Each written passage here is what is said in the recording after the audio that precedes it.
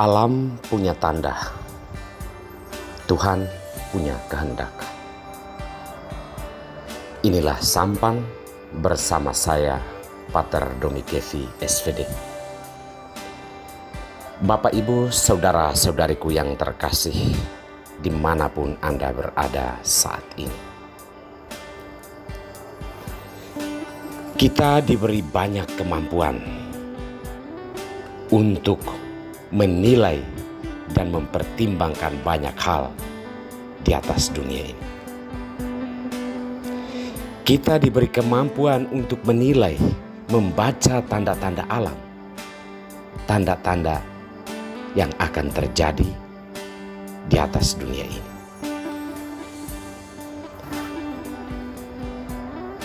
Kita pun harus sadar bahwa bukan hanya kejadian-kejadian alam yang harus mampu kita nilai dan kita prediksi.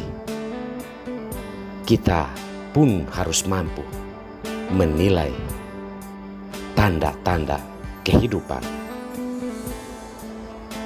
yang akan berlangsung di dalam diri kita.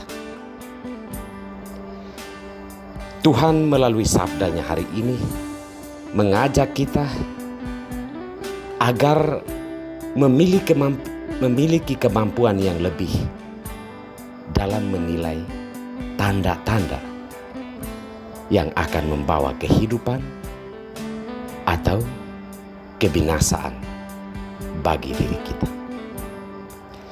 Saudara-saudariku terkasih,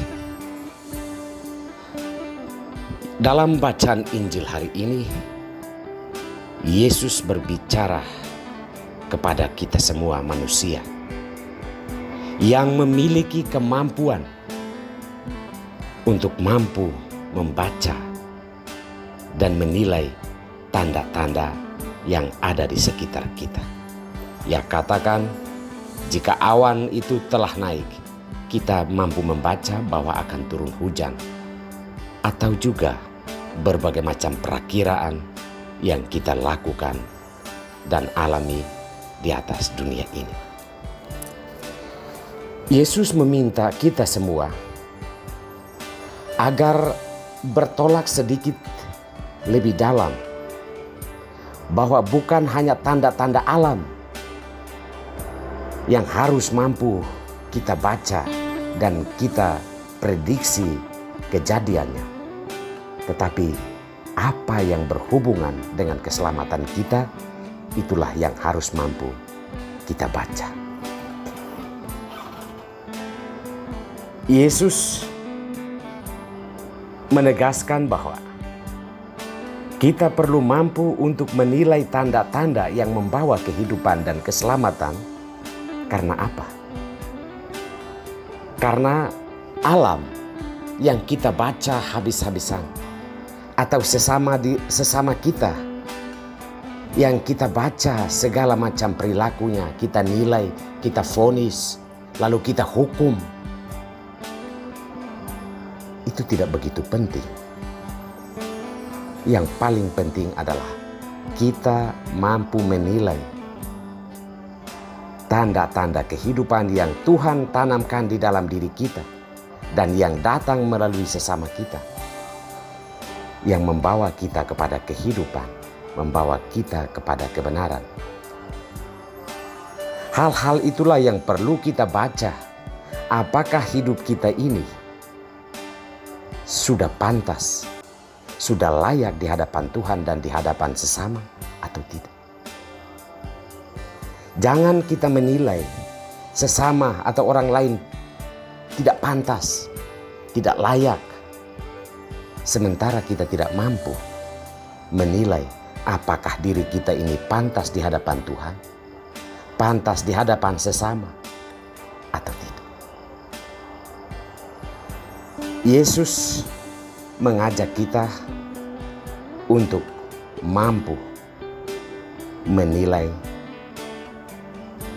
kehidupan dan keselamatan kita sendiri. Bahwa suatu kelak ketika hari penghakiman itu tiba, semua orang harus mendapati dirinya dalam keadaan apakah ia akan selamat karena telah melakukan hal-hal yang baik, atau karena ia tidak bertobat dan dia yang akan mengalami hukuman yang kekal. Hal sederhana untuk menjelaskan bagaimana kita menilai kehidupan kekal yang akan kita terima menurut Yesus adalah hidup ini adalah sebuah perjalanan. Kita sedang berjalan bersama-sama. Mungkin ada orang yang selama ini kita anggap dia sebagai musuh, sebagai lawan yang harus kita binasakan. Atau orang lain menganggap kita demikian. Kita harus mampu mengenal itu. Siapa saja yang dengannya relasi saya dengan dirinya tidak benar menurut Yesus.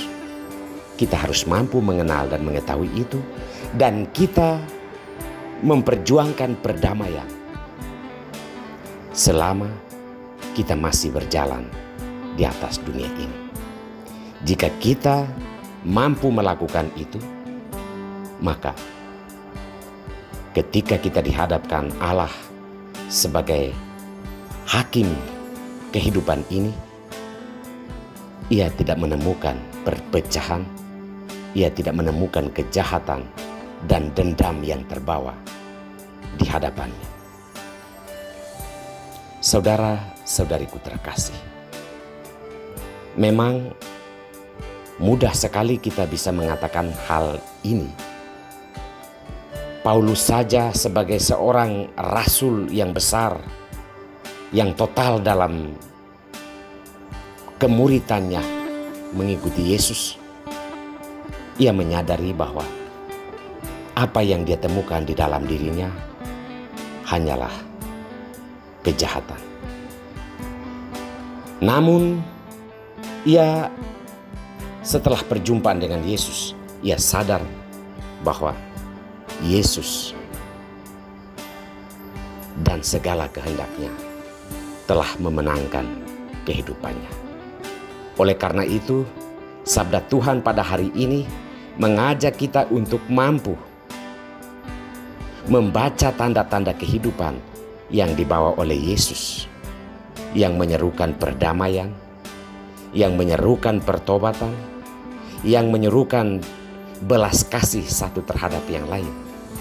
Hanya dengan cara itulah kita boleh dikatakan memiliki kemampuan untuk menilai tanda-tanda kehidupan yang datang di dalam diri Yesus sendiri. Semoga Tuhan memberkati kita semua.